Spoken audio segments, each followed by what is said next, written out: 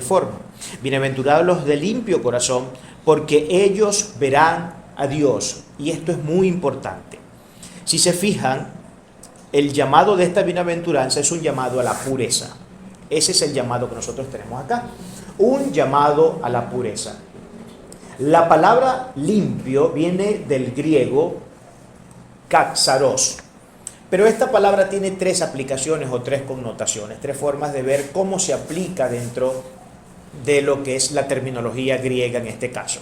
Kaxaros tiene tres sentidos. Vamos a ver cuáles son esos tres sentidos, porque todos y cada uno de los sentidos que vamos a nombrar a continuación tienen que ver con la labor operativa que la bienaventuranza está tratando de indicar.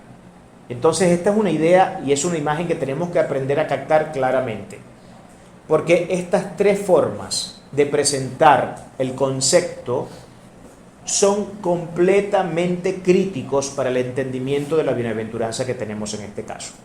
Entonces nos está haciendo un llamado a la pureza. Un primer sentido que podemos ver, describe la palabra kaxaros en el griego, es aquel que lava una ropa que está sucia.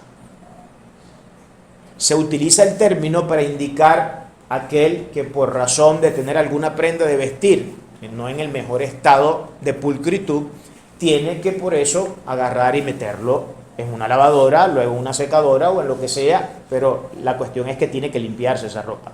Porque yo no voy a salir a la calle con la ropa sucia, lógicamente, porque eso tiene una serie de problemas, ¿no?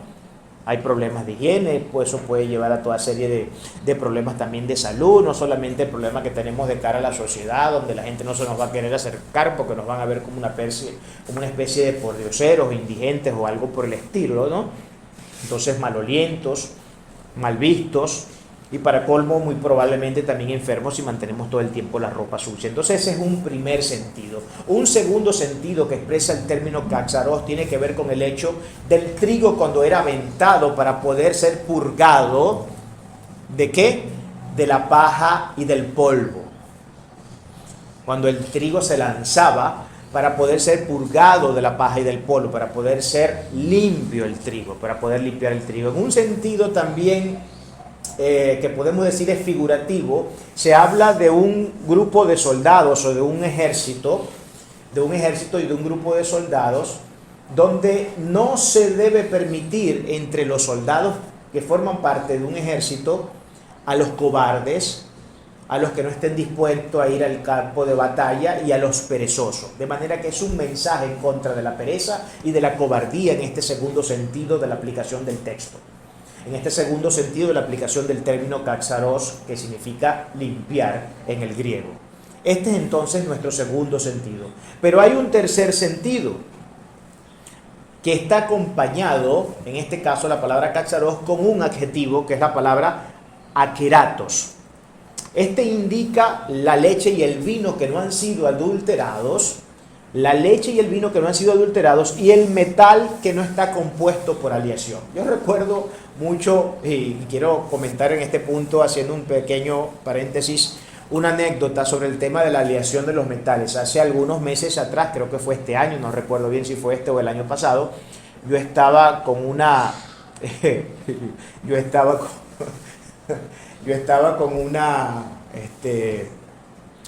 con un tema de comprar unos cables que necesitaba, pero necesitaba que estos cables fueran 100% cobre. Y no quería que tuvieran estas aleaciones que vienen ahora, que son cables de aluminio, pero con un breve bañito de cobre, y entonces te hacen creer que el cable es de cobre y te lo venden con el precio que se supone que debe costar un cable de cobre, y no hace más que llegar el cable hasta la persona, y entonces uno lo prueba y se da cuenta que el cable de cobre solamente tiene el bañito. Y me pasó, y tuve que devolver un producto y formar una de esas bien buenas a la empresa, una empresa no de acá de Venezuela, no de acá de Maracaibo, sino de Caracas, una venta ya, una tienda, y bueno, tuve que agarrar y decirle lo que les tenía que decir, ¿no? Que eran unos estafadores, simplemente, y que tenían que devolverme, o de lo contrario iba a llevar a eso a una operación judicial. Y bueno, yo recuerdo que ellos tuvieron que responderme, no, tranquilo, nosotros le vamos a reembolsar el dinero, y además de eso, bueno, usted quédese con el cable que le enviamos. No les quedaba de otra. No les quedaba de otra. Pero ¿cuál era el problema para mí? El problema, bueno, lógicamente subyace primeramente en el punto de que no me están enviando lo que necesito. Y no me están enviando aquello que va a hacer que funcione con eficiencia total lo que yo iba a poner a funcionar con ese cable. Porque si tenía un cable compuesto de aleación, el equipo no me iba a dar el rendimiento que yo esperaba que me diera. Por eso es que el cable tenía que ser 100% de cobre. El otro problema era que me estafaron, que me vieron la cara, y así como se la han visto a quién sabe cuántas personas a las que le venden ese cable. Entonces, las aleaciones, las cosas adulteradas, la cobardía, la pereza y la ropa sucia hiede y no da frutos de bendición. No da frutos de bendición. Nadie quiere encontrarse con estafadores en la calle que le vendan un cable de esa forma. Si yo soy general de un ejército y tengo que defender mi país en la guerra porque me han invadido, no quiero tener soldados cobardes y perezosos dentro de mi pelotón. No quiero refinar una harina con un trigo que está lleno de paja, de polvo y de cizaña. Y tampoco quiero que se me presente gente con la ropa mugrienta que ni siquiera pueda acercarme a 50 kilómetros porque la pudrición no se puede aguantar. Y creo yo que esta es precisamente la idea que transmite el texto de lo que Dios siente cuando nosotros no somos cristianos puros. Cuando no somos cristianos limpios de corazón, con pureza de corazón, no compuesto por adulteración, por una aleación, y en este caso podemos hablar de qué tipo de aleación podemos hablar. Hay cristianos que están compuestos por aleaciones de medio cristiano y medio mundano. Entonces, es más, ni siquiera medio. Yo diría que como en el caso del cable que me vendieron a mí, hay algunas personas que dicen ser cristianas, que de cristianos tienen el bañito. Pero todo el centro, el núcleo, como pasaba con el cable, que era de aluminio, es de mundo y no de cristianismo. ¿Qué es lo que sucedería con eso? Que el cable, ustedes saben que es el segundo mejor conductor que existe en el mundo entre los metales, es el cobre. El segundo mejor conductor, alguna gente cree que es el oro, no es el oro, es la plata. El mejor conductor que existe es la plata.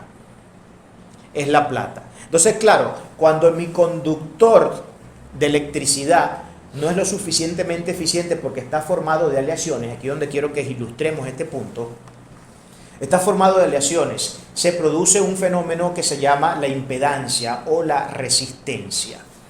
Si yo lanzo desde un punto A del cable hacia un punto B, quiero transferir una determinada fuerza electromagnética, si el cable no es de cobre o de plata, es decir, del mejor metal conductor, parte de la potencia que yo envío del punto A al punto B se va a perder por la resistencia que ejerce el mal conductor, que es lo que hablamos de impedancia.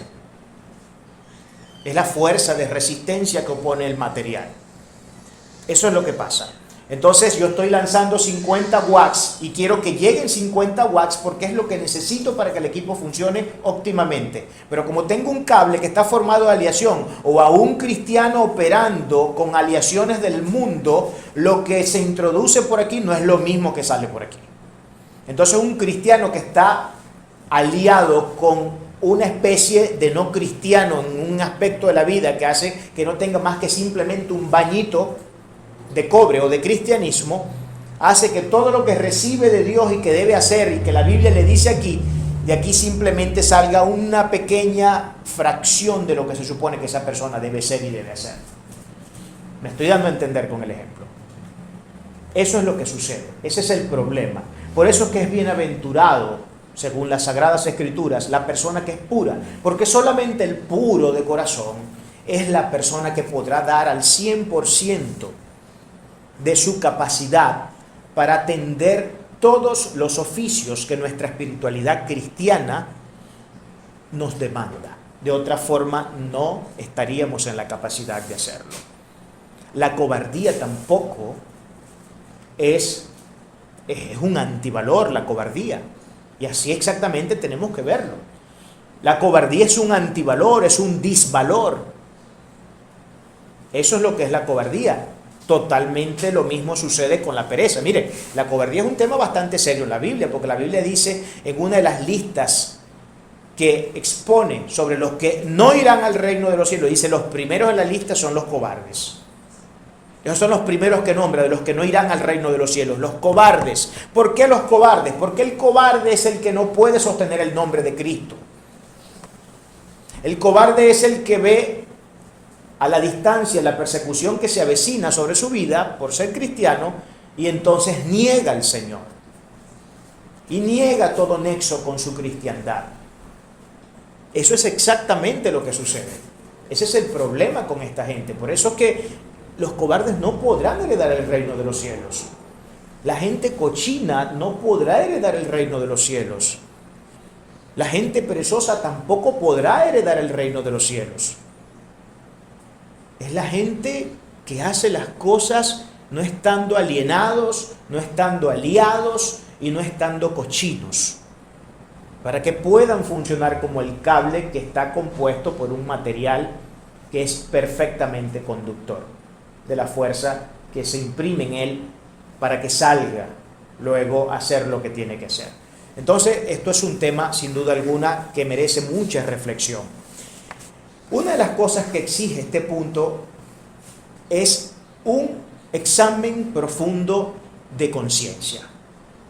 Porque nosotros los cristianos estamos llamados, más que cualquier otro ser humano en esta tierra, a realizarnos constantemente exámenes de conciencia. Nosotros necesitamos saber en qué punto nosotros nos encontramos. Yo tengo 20 años en el cristianismo, tengo 30, tengo 40, tengo 50. Bueno, yo quiero evaluarme para ver en qué punto de este momento de mi vida, luego de 30, 40 años profesando la fe cristiana, estudiando las Sagradas Escrituras, yo quiero saber en qué punto yo me encuentro. Pero eso es algo que el cristiano tiene que hacer todos los días de su vida. Esto no es algo que debemos hacer algunos días sí, algunos días no. Este examen es un imperativo ético de la cristiandad. Nosotros debemos autoevaluarnos, nosotros tenemos que auditarnos, tenemos que hacer introspección, tenemos que hacer retrospección. Es importante, usted tiene que ser su mejor crítico, como se lo he dicho ya en muchas ocasiones, y siempre les he puesto el ejemplo, que el mejor y el más destructivo de los críticos que yo tengo soy yo mismo. Siempre se los he dicho, que yo soy el peor crítico que tengo sobre mí. Ni siquiera las personas que están afuera, que me adversan, que son mis enemigos, que pueden hablar toda cantidad de cosas y despotricar en lo que sea que quieran decir acerca de mí. No, ellos se quedan en pañales para lo que yo mismo puedo concebir de lo que yo soy. Y esto es llamar las cosas por su nombre, ser objetivo, no tener un concepto más alto del que debemos tener, porque la medida de fe que nos ha sido dada es la que debe definir a ciencia cierta quiénes realmente nosotros somos en el punto de la vida en que nos encontramos. Entonces es necesario que haya una objeción de conciencia, es necesario que haya un examen constante de nuestra conciencia para poder saber si en esta conciencia nuestra tenemos un cristianismo puro y vivo o tenemos simplemente un cristianismo que ha estado aliado con otras formas y otras naturalezas de nuestro ser que son fuerzas contrarias y que de alguna manera presentan una especie de contrapeso para que el ejercicio propio y pleno y eficaz de nuestra fe se pueda ejercer tal cual como tiene que ejercerse. Entonces, otra de las cosas que nosotros tenemos que hacer con profusión, por lo que será necesario que nosotros entonces tengamos que apelar a una serie de cuestiones que vendrán a poner en evidencia a través de un examen bajo un formato de preguntas lo que realmente nosotros somos en este momento. Y voy a lanzar una serie de preguntas que todos nosotros tenemos que hacernos. Que yo no espero que nadie acá salga a decirme lo que quiere o piensa de eso. Cada quien tendrá que responderse en la intimidad de su eternidad. Todos nosotros nos responderemos en la eternidad de nuestro ser, de nuestro corazón. Una pregunta que yo creo es importante de hacer siempre es la siguiente. ¿Servimos a Dios solo para recibir su favor y ser visto por los hombres o porque le amamos? ¿Cuál es la razón por la que usted sirve a Dios? ¿Qué es lo que le motiva a usted a hacer lo que hace para el Señor? ¿Qué es lo que le motiva? Si a usted lo que le motiva es el que los hombres le vean hacer, entonces tenemos serios problemas. Porque lo único que debe motivarnos a nosotros para ser creyentes eficaces, efectivos y que cumplen con el deber ser todos los días de su vida es el amor al Señor. Eso es lo que nos debe mover en todo momento a nosotros. El amor incansable e insaciable por nuestro glorioso Señor. Eso es lo que tiene que movernos a todos. Otra pregunta: ¿vamos a la iglesia para adorarle corporativamente y educarnos en su palabra o solo lo hacemos porque se ha vuelto un hábito dominguero?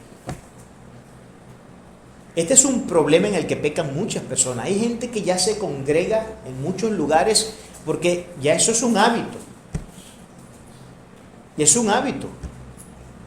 Se convirtió en algo ya que se tiene haciendo por tantísimo tiempo y tan repetitivo para los mismos días que simplemente ya yo no tengo ni que pensar en el asunto, ¿no? Sino que en automático mi cuerpo se mueve sin siquiera ver primeramente un recurso de la conciencia.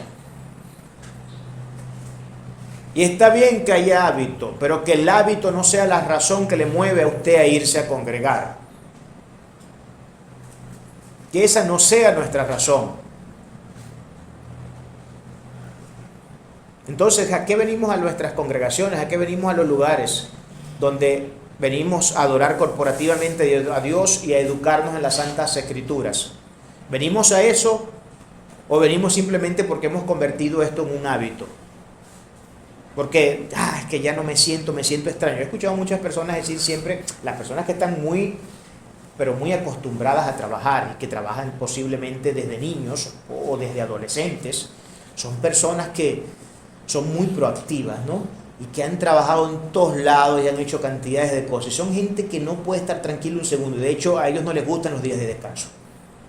Y se sienten raros descansando, se sienten raros estando reposando en su cama y ya estoy loco porque se termine este día y que llegue mañana, ya quiero que ir a trabajar.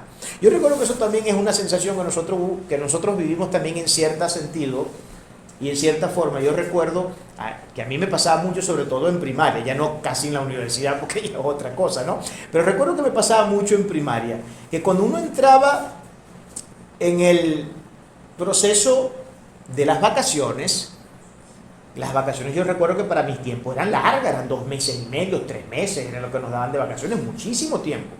Y ya uno llegaba a un punto de las vacaciones que comenzaba como que a fatigarse más de lo mismo. O sea, ya como que comenzaba a hacerle falta aquello que cuando uno lo tiene en el momento no lo quiere tener, pero que cuando lo deja y ya ha pasado cierto tiempo quiere volverlo a tener. Yo creo que estas son sensaciones que todos hemos experimentado en alguna u otra medida, en algún asunto u otro. Pero yo recuerdo que a mí me pasaba que yo decía, Dios mío, ¿cuándo es que se van a acabar estas vacaciones? Ya yo estoy loco por ir a clase otra vez. Imagínense, si estaba enamoradito, ni se diga, ¿no? Estaba loco por volver a clase para verle la carita a la muchachita que me gustaba. Eso es así. O sencillamente por ir con mis compas. Y tener nuevamente esa camaradería con mis amigos, etcétera, y compartir con ellos tantas cosas que uno comparte, con los amigos, con los compañeros de clase, etcétera. Ya lo mismo pasa con el trabajador. Entonces son sentidos que nos pueden ocurrir, ¿no? A lo mejor hay gente que le pasa lo mismo con la iglesia, ¿no? A lo mejor hay gente que le pasa exactamente lo mismo, no se congrega 1 semana o 2 semanas o 3 semanas y caramba, o no conciben un domingo sin irse a congregar, pero ya no porque aman al Señor, ni porque quieren ir a aprender, ni porque quieren adorar al Señor, sino porque simplemente se ha convertido esto en un hábito ya repetitivo y listo, punto, y no le ven mayor cuestión al asunto. Otra pregunta: ¿oramos por nuestro apasionante deseo de estar en su presencia íntimamente o porque deseamos protección, salud y de su providencia? ¿Por qué oramos nosotros? ¿Cuál es la razón que realmente nos motiva? Nos motiva el que al saber que estoy orando, Dios me va a contestar, y si estoy enfermo a lo mejor me sana, y si tengo un problema económico a lo mejor y me envía el dinero que necesito. ¿O oramos porque necesitamos y sentimos una hambre insaciable y una sed insaciable por la presencia de nuestro Señor. ¿Cuál es la razón por la que oramos? Porque solamente tenemos a Dios en miras de lo que su mano puede hacer cuando se extiende a nosotros en favor de su amor, o porque le amamos. ¿Cuál es la razón por la que oramos? Por último, ¿estudiamos la Biblia con el fin de conocerle más y estar más cerca de Él, o solo porque queremos llenar la mente de información para el alarde y la arrogancia? Miren, yo estoy cansado, yo que estoy mucho metido en el mundo y tengo mucho contacto con el tema de la teología y los teólogos y todo este tema. Yo veo cantidades de hermanos que lo único que les importa cada vez que salen a dar una exposición sobre cualquier punto de la doctrina es el alarde, más nada.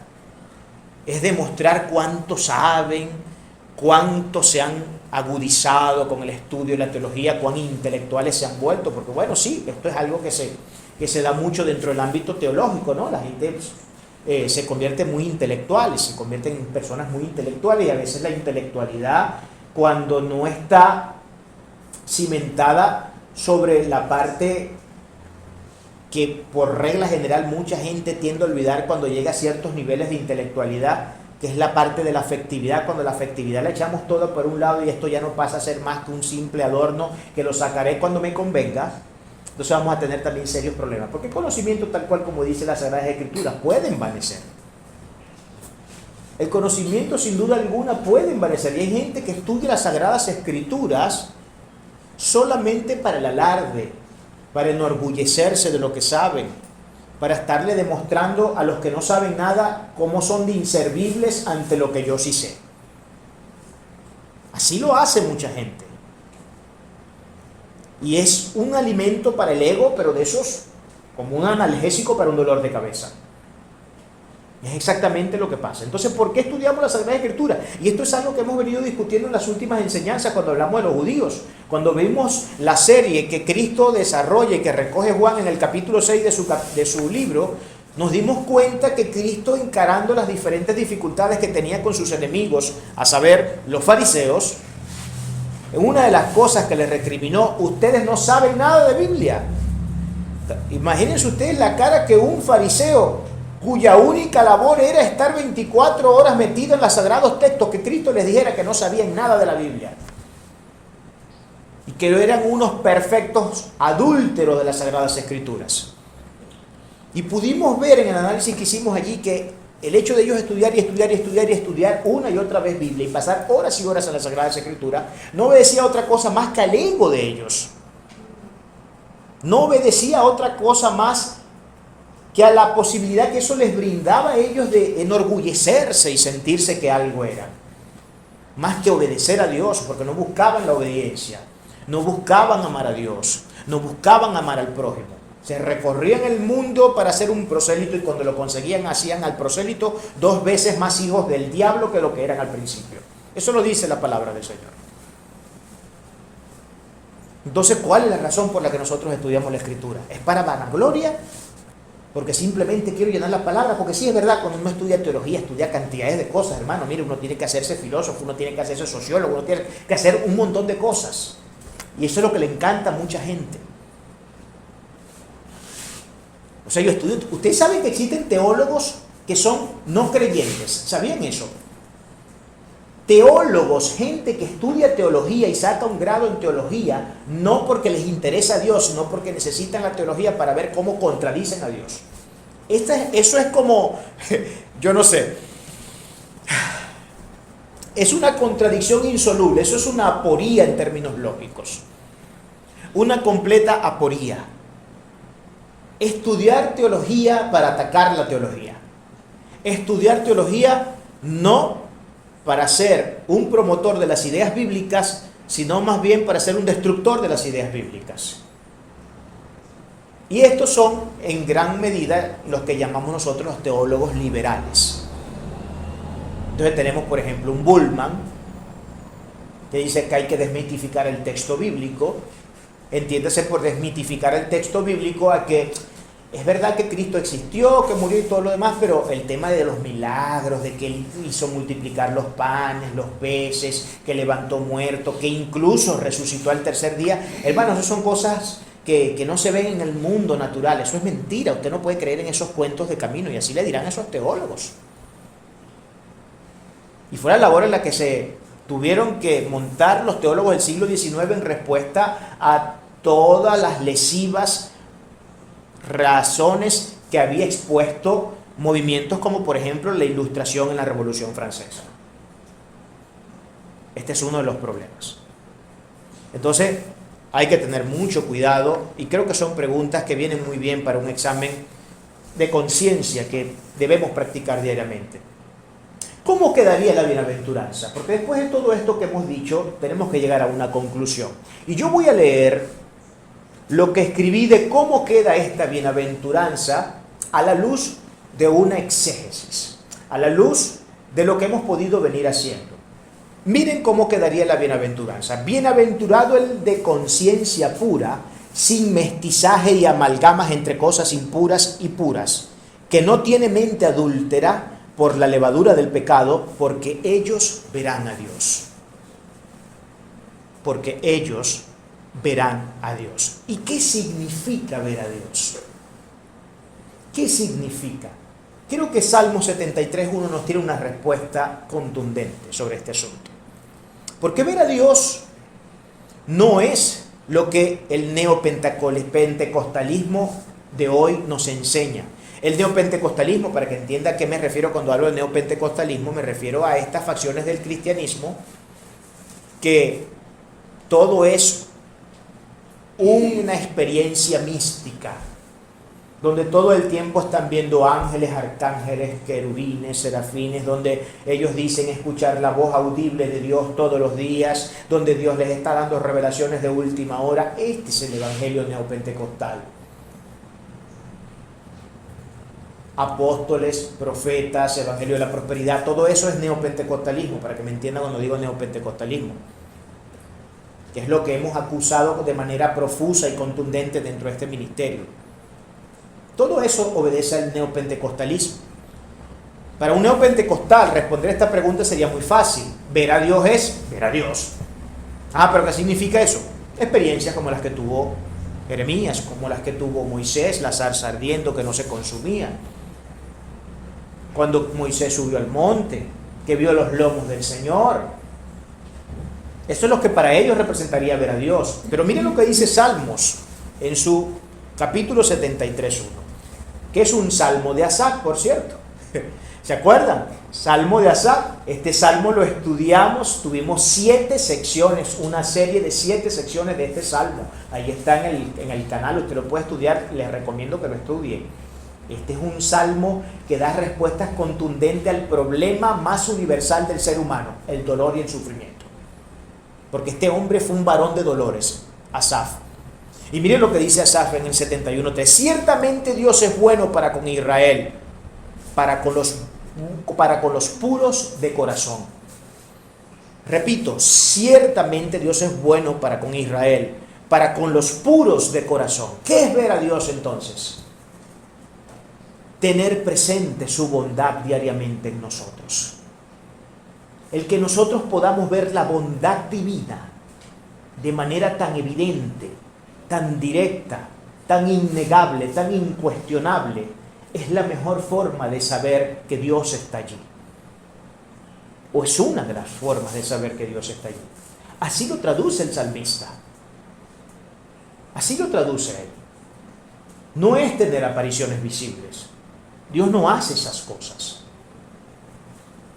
Eso no es necesario hacerlo. Dios lo hizo en los tiempos de la formación del canon porque era necesario para dejar registros fehacientes, indubitables de que Él ciertamente inspiró estas sagradas escrituras. Pero esta no es la forma en que Dios hoy se mueve. No estoy diciendo que sea imposible de que Dios pueda, de que alguien pueda experimentar en algún momento una cristofanía o una teofanía. Yo no creo que haya una imposibilidad desde el punto de vista estadístico, matemático, para que estas cosas ocurran, porque primero no puede ser una imposibilidad, porque si Dios quiere hacerlo, lo hace y punto. El problema es qué necesariedad tenemos nosotros de eso. ¿Cuál es la necesidad de eso? Porque ni siquiera los milagros convencen a la gente. Hay gente que ha visto milagros frente a sus ojos, hermanos, y eso no ha sido razón suficiente para convencerles de la fe, y de hecho se mueren y nunca profesaron la fe. ¿Qué es lo que le dice? Y podemos recordar para este momento, podemos recordar lo que las palabras en la parábola de Lázaro y el mendigo le recuerda a las personas. Acuérdense que el rico y Lázaro, el mendigo, le dice: mira, Lázaro, vea que mis hermanos, por favor, por amor a Dios, aparécetele y diles que yo me equivoqué y que lo que hice la estoy pagando aquí en el infierno para que se convenzan y ellos no vengan acá. ¿Y qué es lo que le dice la divina respuesta? ¿Tú crees que después de que porque se le aparezca un muerto, que porque tú te levantes de los muertos y le hables lo que le vas a decir, ellos van a ser convencidos? ¿Qué es lo que les está diciendo el Señor? Los milagros, las cosas sobrenaturales, no son garantía de convencer el corazón absolutamente de nadie. Porque la única fuerza que puede convencernos es la que experimentamos cuando somos mudados de naturaleza, que es lo que llamamos en teología la regeneración de nuestro espíritu. Usted puede observar levantarse 500 muertos delante de su presencia y a la misma vez seguir negando a Dios. O negar el cristianismo, o buscar a Dios por vías que no son las vías donde Dios está. Entonces de repente me convierto, no sé, en budista, o en hinduista, o en musulmán.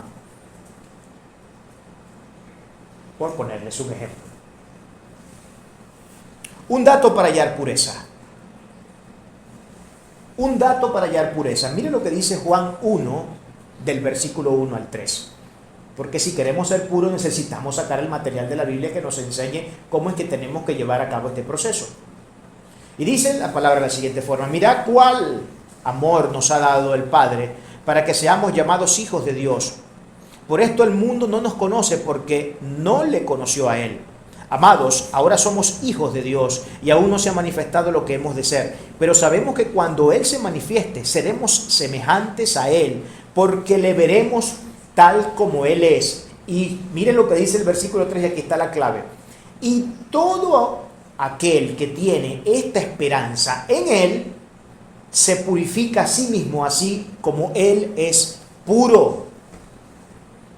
Todo el que tiene esta esperanza en Él, se purifica a sí mismo, y no en cualquier forma de pureza, sino que dice, así como Él es puro. Esto es un texto increíble. Mire, este ha sido uno de mis textos favoritos desde que yo me convertí. Bueno, ustedes saben que es una forma muy incorrecta de hablar. Nosotros nunca nos hemos convertido en nada. Quien nos convirtió fue el Señor.